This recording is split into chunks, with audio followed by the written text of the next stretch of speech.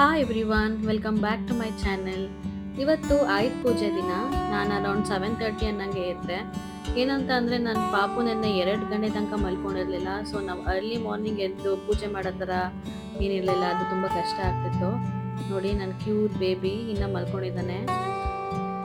ನಮ್ಮಮ್ಮ ಬೆಳಗ್ಗೆ ಬೇಗನೆ ಎದ್ದಿದ್ರು. ಅವರು ಪೂಜೆಗೆ ಏನೇನು ಬೇಕು ಅಂತ ಎಲ್ಲ ರೆಡಿ ಮಾಡ್ಕೊಂಡಿದ್ರು.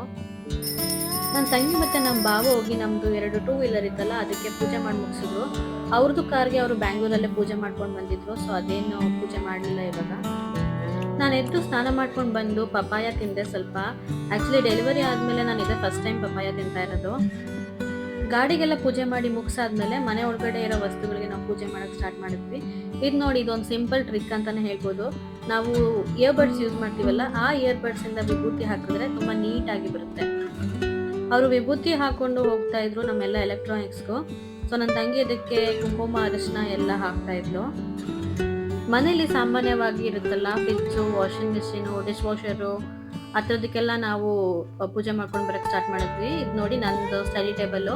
ಇದರಲ್ಲಿ ನನ್ನದು ಟ್ಯಾಬು, ನನ್ನ ಕಂಪ್ಯೂಟರು ಮತ್ತು ಇದು ಹೊಲಿಗೆ ಮಷೀನು ಎಲ್ಲ ಒಟ್ಟಿಗೆ ಇಟ್ಟಿದ್ವಿ.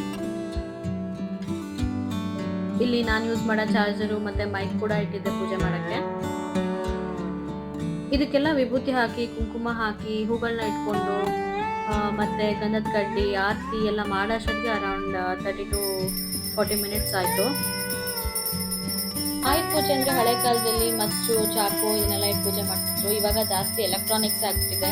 ನೋಡಿ, ನಮ್ಮ ಪ್ರಿಂಟರು, ಕಂಪ್ಯೂಟರ್ಸು ಅದೇ ನಮಗೆ ಮೇನು. ನನ್ನ ಹಸ್ಬೆಂಡು ಊರಿಗೆ ಹೋಗಿದ್ರು ಆಯುಧ ಪೂಜೆಗೆ. ನೋಡಿ, ಇದು ನಮ್ಮ ಊರಿಂದು ಫೋಟೋ.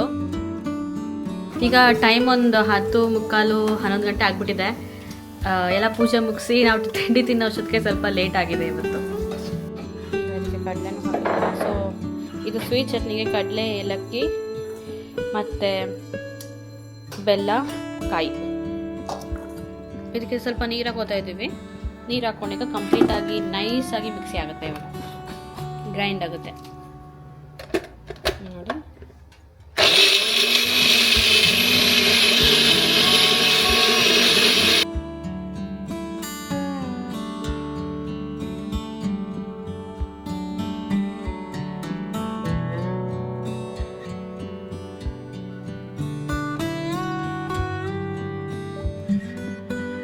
ಇಡ್ಲಿಗೆ ಇಟ್ಟರು. ಇದು ಒಂದು ಪ್ಲೇಟ್ ಮೇಲೆ ಇನ್ನೊಂದು ಪ್ಲೇಟ್ ಇಟ್ಟಿದ್ದಾರೆ. ಇವಾಗ 14 ಇಡ್ಲಿಸ್. ಇವಾಗ ಇದನ್ನ ಕ್ಲೋಸ್.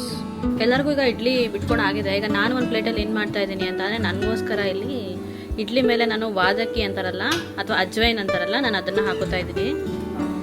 ಓಂಕಾಳು.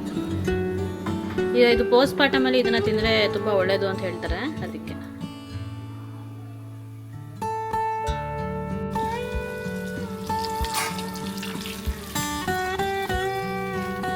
ನೋಡಿ, ಅದರಲ್ಲಿ ನೀರು ಹಚ್ಕೊಂಡು ಕೈಯಲ್ಲೇ ಹೋಲ್ ಮಾಡ್ತಾ ಇದ್ದಾರೆ. ಹೋಲ್ ಮಾಡಿ ನೋಡಿ ಎಷ್ಟು ಚೆನ್ನಾಗಿ ಬರ್ತಾ ಇದೆ ಅಂತ. ಒಂಚೂರು ಶೇಪ್ಲೆಸ್ ಆಗ್ತಾ ಇಲ್ಲ, ಎಲ್ಲ ತುಂಬ ಕರೆಕ್ಟ್ ಪರ್ಫೆಕ್ಟ್ ಶೇಪಲ್ಲೇ ಬರ್ತಾ ಇದೆ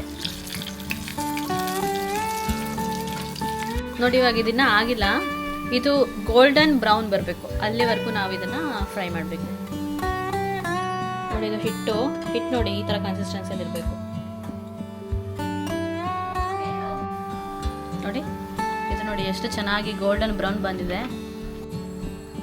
ಈ ಥರ ಗೋಲ್ಡನ್ ಬ್ರೌನ್ ಬಂದಮೇಲೆ ಇದನ್ನು ನಾವು ಎತ್ತಿ ಹಾಕ್ಕೋಬೋದು.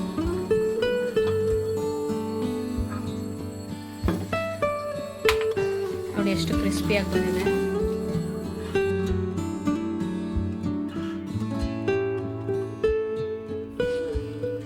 ನೋಡಿ, ನಾನಿವಾಗ ತಿಂಡಿ ತಿಂತಾ ಇದ್ದೀನಿ. ಕೆಳಗಡೆ ನಾನು ತಿಂಡಿ ತಿಂತಾ ಇರ್ತೀನಿ, ಮೇಲ್ಗಡೆ ನಮ್ಮಮ್ಮ ನನ್ನ ಪಾಪ ನೋಡ್ಕೋತಾ ಇರ್ತಾರೆ. ಹೀಗಿತ್ತು ನಮ್ಮ ಆಯುಧ ಪೂಜೆ. ಈ ವ್ಲಾಗ್ ನಿಮ್ಗೆ ಏನಾದರೂ ಇಷ್ಟ ಆಗಿದ್ದರೆ ಲೈಕ್ ಮಾಡಿ, ಶೇರ್ ಮಾಡಿ ಮತ್ತು ಸಬ್ಸ್ಕ್ರೈಬ್ ಮಾಡಿ. Thank you.